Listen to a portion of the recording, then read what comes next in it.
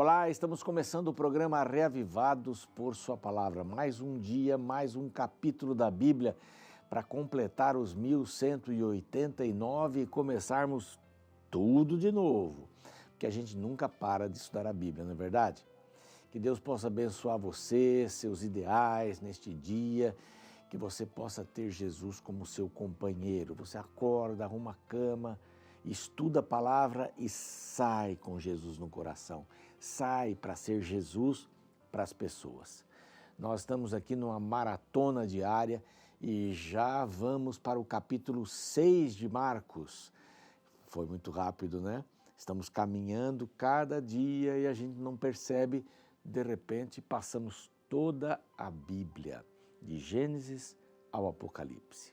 Nós estamos aqui todos os dias às 6 horas na TV Novo Tempo. Às 6 horas também no YouTube é disparado um novo capítulo, um novo programa, o mesmo que a TV exibe. E este é o capítulo estudado no mundo inteiro nesta visão que a igreja tem, neste processo que ela está incentivando de lermos a Bíblia, todos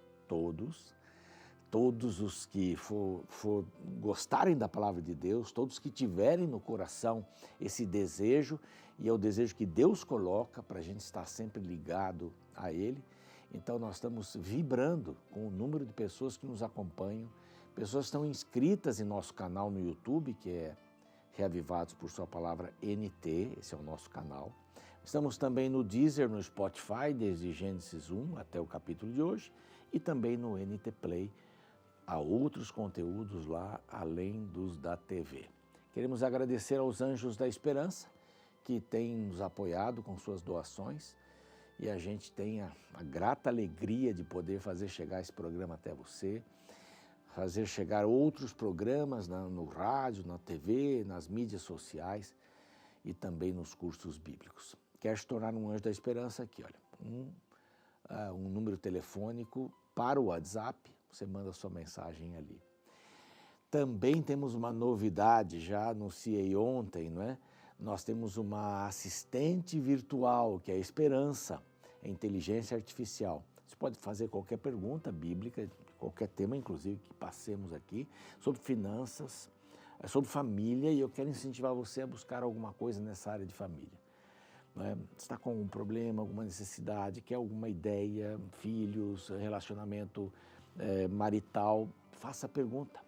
Ela vai mandar conteúdos para você e você vai poder estudar esses conteúdos à luz da palavra de Deus. Aqui está então um número para entrar em contato com a nossa Esperança, essa assistente virtual, tá bom? Experimente, você vai gostar bastante.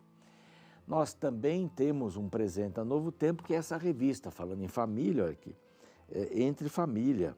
E um dos temas, né, dos vários capítulos é o amor acabou, e agora? Não será que o amor acaba mesmo? A gente tem que ver se acaba mesmo, né? E como é que ele acaba? São 15 temas.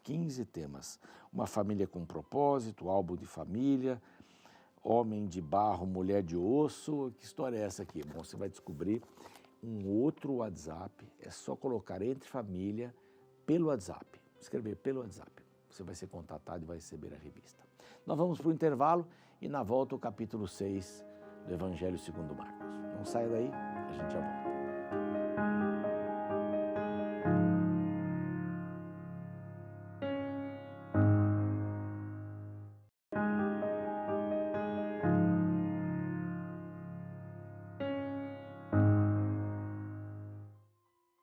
Muito bem, já estamos de volta com o seu programa Reavivados por Sua Palavra, aqui da TV Novo Tempo. Um prazer ter você, hein?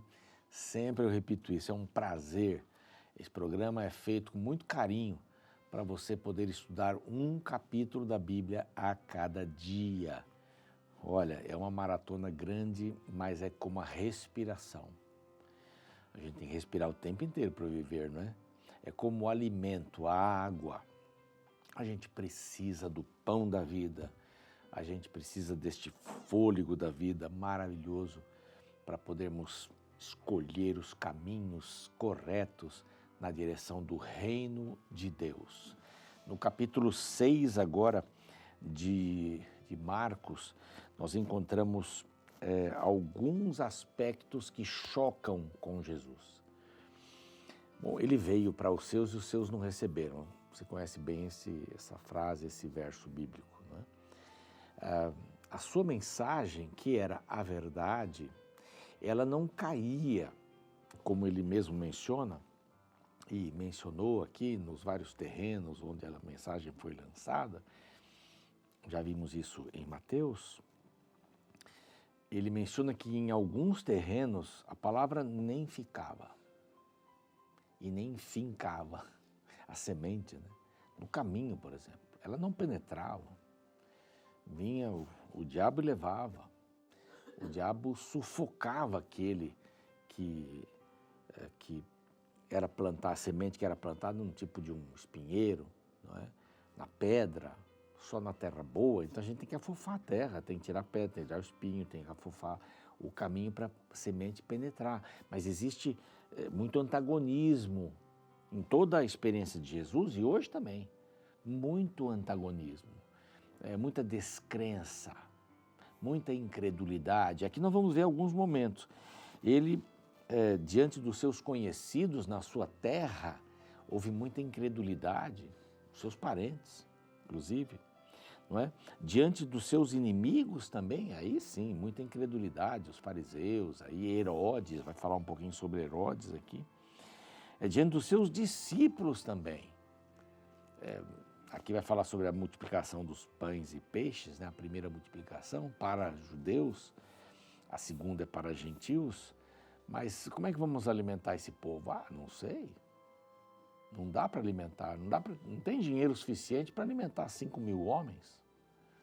Então, nós também podemos passar pela experiência da incredulidade, pela experiência de não acreditarmos de que é possível sobreviver. É possível passar pela dor, pela morte, pelo desemprego, pela crítica, pela desavença. É possível passar pela guerra, pela perseguição. É possível passar. Mas há pessoas que vão desenvolver a incredulidade, não vão crer. E o elemento mais importante para a fé é crer. E a fé vem pelo conhecer, vem pelo confiar e finalmente vem pelo entregar-se. A fé não é uma coisa cega, a fé tem que ver com razão. E aqui a gente vê na experiência de Jesus chegando em Nazaré, que era a sua casa, não é? Que era o seu lar. Ele passou pouco tempo em Belém, teve que fugir para o Egito, volta. Então é educado em Nazaré e é chamado de Nazareno. E Nazaré era uma vilinha pequenininha, todo mundo se conhecia, não é? Todos se conheciam. Eu nasci num bairro de São Paulo chamado Cidade Dutra. Quando a gente falava Cidade Dutra, ninguém conhecia. Aí falava Interlagos. Opa, aí alguns conheciam, que era o autódromo, né? Mas Cidade Dutra era um bairro pequeno. Muita gente se conhecia. Principalmente separados pelas avenidas, a parte de cima onde eu morava, a turma se conhecia bem ali. Na rua de baixo, rua de cima, as ruas que desciam uma de cada lado, ali do quarteirão, a gente se conhecia. Se uma criança tivesse perdido ali, pronto. Alguém já sabia, é filho do seu Wilson e da dona Gertrudes, né? E ali em Nazaré todo mundo se conhecia. E chega o que era o rapaz carpinteiro, bonzinho, bom de trabalho, aprendera com seu pai, José, na carpintaria. Era o carpinteiro, era o filho do carpinteiro. Era isso que Jesus era, o filho do carpinteiro para eles. Jesus tinha irmãos. E olha aqui, para quem não sabia, no verso 3, os irmãos são nominados. Daqui os nomes dos irmãos. Fala que ele era carpinteiro, filho de Maria, que possivelmente seu pai, seguramente seu pai já havia falecido ali. E dá o nome dos irmãos. Aqueles que a gente acredita que são filhos de Maria. Há um segmento religioso que diz que Maria só teve Jesus e nunca mais nenhum homem se deitou com ela. Ela não teve relações sexuais mais dali para frente e não teve filhos. Mas aqui é uma lista grande, pelo menos 5 filhos, e a Bíblia ainda fala de irmãs. Irmãs. Lá atrás nós vimos que os irmãos de Jesus viram que ele estava fazendo muita coisa, foram lá para prendê-lo. Por isso, quando eles chegaram, Jesus disse assim, olha, minha mãe, meus irmãos são vocês, são todos aqueles que fazem a vontade do meu Pai. São meus irmãos, a nova família, né? A nova família, todos somos irmãos. Irmãos em Cristo mesmo, não temos esta consanguinidade, só em Adão, né? E em alguns lá mais para trás, mas em Adão. Mas aqui ele chega na sua terra, Jesus partindo dali, então Marcos sempre coloca Jesus partindo dali, saindo dali, indo para cá, voltando para lá, é o Jesus em movimento, Jesus em movimento. Foi para a sua terra e os seus discípulos o acompanharam. E era um sábado, verso 2. Ele começou a ensinar na sinagoga, mas ele ensinava de um jeito que ninguém ensinava. Imaginem ouvir com propriedade o autor da vida, o Criador, não é? Jesus conhecia a Bíblia porque ele mesmo havia produzido esse material. A divindade, claro, sem a divindade não haveria Bíblia, não foi escrita por elucidação particular, diz a Bíblia. Há um homem lá, mas homens escolhidos falaram, movidos pelo Espírito Santo, é assim que diz, né? Na sinagoga, e todos diziam, de onde vêm essas coisas? Que sabedoria é esta que lhe foi dada? Não dá para acreditar. Como é que ele faz essas maravilhas por suas mãos? E aí vem a frase no verso 3, não é esse o filho do carpinteiro? Filho de Maria? Irmão de, agora os irmãos, né? Tiago, que depois escreve uma carta, se torna o líder da igreja. Na realidade, Tiago foi o líder da igreja, não Pedro. Aqui, Tiago, José, Judas, não Iscariotes, nem Tadeu, é o Judas, que escreve ali também. E Simão, não são esses os irmãos? E não vivem aqui entre nós suas irmãs? Então, Jesus tinha irmãos e tinha irmãs, isso não é interessante? Ele conviveu com esses irmãos. E estes dois, Tiago e Judas, que escrevem no Novo Testamento, nas cartas, lá no finalzinho, né, não tinham uma boa relação com Cristo, não entendiam bem essa função de Cristo, era confuso para eles. Mas nós vimos lá Jesus andar, né, de calças curtas, a gente pode dizer assim, e escandalizavam-se dele, os irmãos e irmãs se escandalizavam dele, a mãe não. Jesus, porém, lhes disse, não há profeta sem honra, senão na sua terra, né? Tem incredulidade. Admirou-se da incredulidade deles, mas ele continuava perseguindo. Aí vem a incredulidade dos seus inimigos, né? Bom, ele separa de 2 em 2, os discípulos saem para pregar, eles não deviam levar nada, não levar exceto um bordão, não deviam nem levar uma segunda túnica, nada disso. Eles deveriam sair e deveriam pregar. Se alguém não os atendesse, sacuda o pé e vá para outra casa. Preguem, preguem, preguem e realizem os sinais. E eles pregavam, diz o verso 12, para que o povo se arrependesse. Eles expeliram também demônios, curavam enfermos, ungindo-os com óleo, tudo isso. E agora vem aqui um pedaço falando sobre um personagem muito importante, que era João Batista. Marcos começa o livro com João Batista, dizendo que ele era o escolhido para preparar o caminho do ungido. Olha que coisa maravilhosa, era primo de Jesus. E aqui então vai descrever a atitude de Herodes em relação a João Batista. Ele temia João Batista, porque ele se casou com com a esposa do seu irmão. E João Batista o repreendia por causa disso, está lá, tem um texto lá no Antigo Testamento que fala sobre isso, ele o repreendia por isso. A Herodias, que era a esposa, né? Primeiro a esposa do irmão de Herodes, depois a esposa de Herodes, tinha uma filha, essa filha foi dançar no dia do aniversário dele, E já meio bêbado com seus líderes militares ali, primeiro a mãe expõe a filha de uma maneira assim inusitada. Era uma dança sensual diante disso, era uma princesa. As princesas não faziam isso, mas para provocar mesmo. E o pedido que a menina fez, depois de ele dizer, pode pedir qualquer coisa, minha filha. Ela disse assim, combinando com a mãe, a cabeça de João Batista. Ele temeu, mas ele já tinha dado a palavra. E isso aconteceu, a cabeça de João Batista, ele se entristeceu, diz aqui a Bíblia, entristeceu-se profundamente o rei, verso 26, mas ele fez o juramento, entregou, decapitou no cárcere, entregou a cabeça numa bandeja, olha que coisa sinistra, né?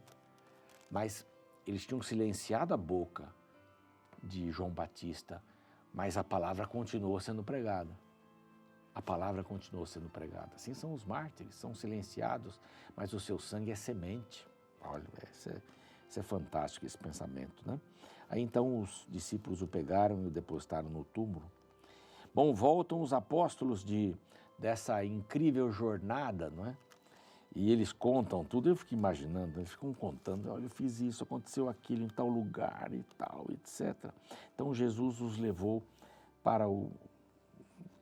no barco, né, para um lugar a sós, um lugar solitário, mas as pessoas foram para lá de todas as cidades. Não é? Então aqui a gente tem incredulidade, já vimos, dos seus conhecidos, familiares inclusive, dos seus inimigos, Herodes se tornou um inimigo também, e dos discípulos, porque aquela multidão que Jesus viu, o verso 34 é um verso bonito. Ao desembarcar, viu Jesus uma grande multidão. Uma grande multidão. Primeira multiplicação dos pães e peixes aqui, né? Compadeceu-se deles, porque eram como ovelhas sem pastor. Você se sente uma ovelha sem pastor? Pronto, já arrumou um pastor, Jesus Cristo. Já arrumou. É para você que ele direciona a atenção. Não é? Bom, um dia todo, lugar deserto, hora avançada, e Jesus diz assim, eu não posso despedir esse povo sem comer, vamos dar de comer para esse povo? Aí os discípulos dizem assim, mas não tem nada, como é que nós vamos passar pelas aldeias? Não tem nada. Aí Jesus diz, dá-lhes vós de comer. Não, mas não vamos comprar nada, não tem lugar para comprar. A incredulidade dos discípulos, estavam aprendendo, estavam se desenvolvendo na fé com Cristo. A gente não tem de um dia para o outro toda essa exuberância, mas a gente vive de fé em fé e vai acrescentando experiências na vida.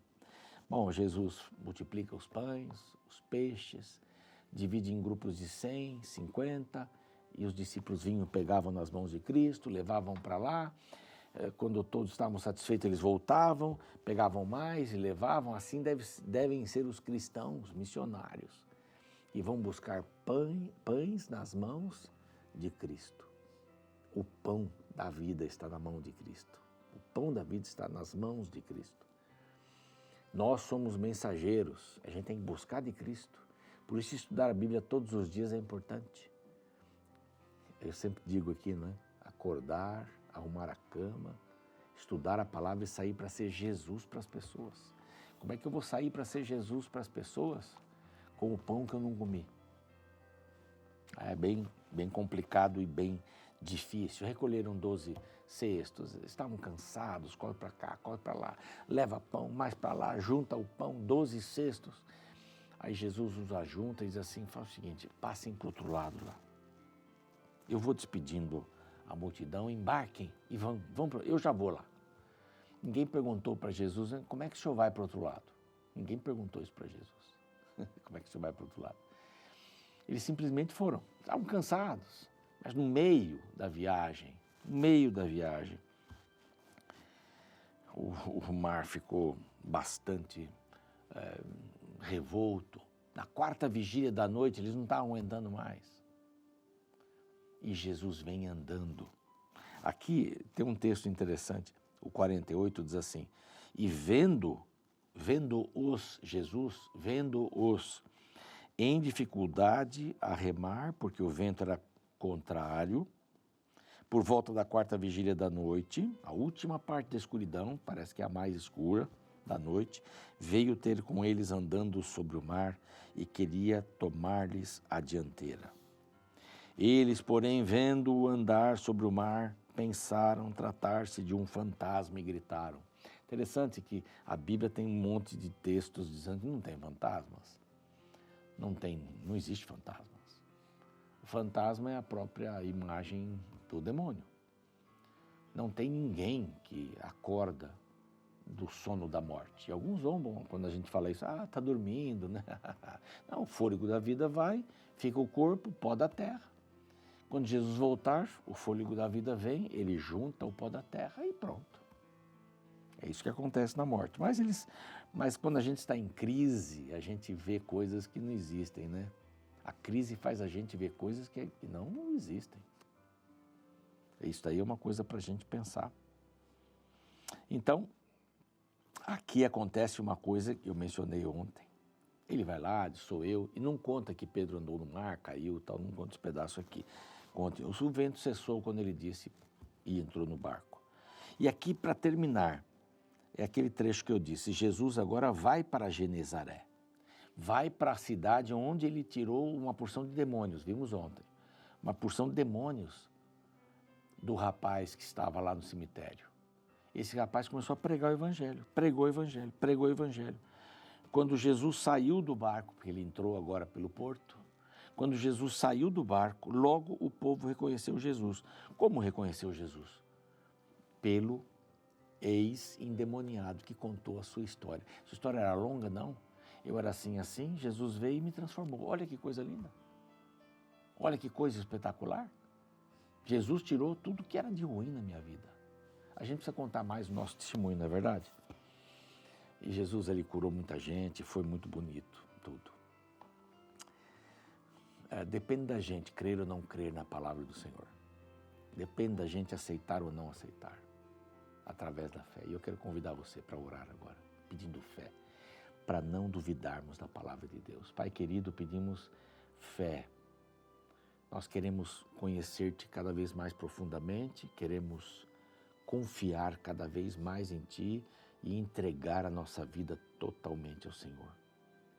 Ajuda-nos em nome de Cristo. Amém. O programa segue, eu fico por aqui, amanhã tem mais, capítulo 7. Isso, capítulo 7 de Marcos. Até lá. Alguns anos atrás, em uma das aulas que tive no seminário de teologia, fui impactado pela fala de um professor chamado Luiz Nunes, o qual dedicara grande parte de sua vida para a pregação do Evangelho. Ao recapitular as dificuldades que havia enfrentado enquanto ensinava a Bíblia, ele declarou: "Eu carrego até hoje as marcas do Evangelho." Quando ouvi aquela frase, fiquei pensando em como de fato é impossível ser fiel a Deus sem colher consequências. Todo cristão tem cicatrizes do grande conflito. E um ícone de fidelidade em meio às adversidades é João Batista. Sua história é relembrada por Jesus no capítulo 6 do Evangelho de Marcos. Para entender o contexto de sua morte, precisamos lembrar que Herodes Antipas, o qual foi rei na região da Galileia, havia casado com Herodias, a mulher de seu irmão Filipe, ou seja, sua própria cunhada. Pela lei judaica, este casamento era proibido. O casal sabia disto, mas mesmo assim o fez. João, o Batista, não se calou diante do erro do rei. Publicamente ele alertou sobre o pecado do monarca e, como consequência, foi preso. Inconformado com as repreensões de João, Herodes o prendeu e pouco tempo depois o executou. A morte de João ocorreu no aniversário do rei Herodes Antipas. Este, para festejar esta data, convidou várias pessoas e preparou um banquete. Tudo para demonstrar seu poder. A filha de Herodias, para alegrar o padrasto, fez uma dança especial diante do rei e dos convidados. O rei, para mostrar sua gratidão, disse que daria de presente o que a garota quisesse. Herodias, a mãe, pede então a cabeça de João Batista. Chegando uma ocasião favorável em que Herodes, no dia de seu aniversário, deu um banquete às autoridades, aos oficiais militares e às pessoas importantes da Galileia, a filha de Herodias entrou no salão e, dançando, agradou a Herodes e aos seus convidados. Então o rei disse à jovem: "Peça o que quiser e eu lhe darei." Ela saiu e foi perguntar à mãe: "O que pedirei?" A mãe respondeu: "A cabeça de João Batista." Deixar de atender ao pedido da dançarina poderia parecer fraqueza. O poder dominante nunca se preocupa com a vida, mas apenas com o status. Isso é assim ainda hoje. Como resultado da situação criada, João é executado. Sua cabeça é servida numa bandeja. O orgulho do rei está preservado. É interessante notar que essa história do martírio de João Batista foi contada por Jesus assim que seus discípulos voltaram de uma jornada de pregação. Desta forma, a história do testemunho de João contada por Jesus servia como um prenúncio da própria morte do Messias e também dos discípulos no futuro. A mensagem era clara: sofrimento e morte acompanham a tarefa do anúncio da boa nova de Deus ao longo da história do cristianismo. São muitos os exemplos de pessoas que sofreram e sofrem perseguições porque denunciaram maldades, erros, falcatruas, anunciaram o reino de Deus e se colocaram ao lado das pessoas sofridas e injustiçadas. Afinal, como bem declarou o teólogo Ernie Walter Seibert, a pregação da palavra não é algo sem consequências.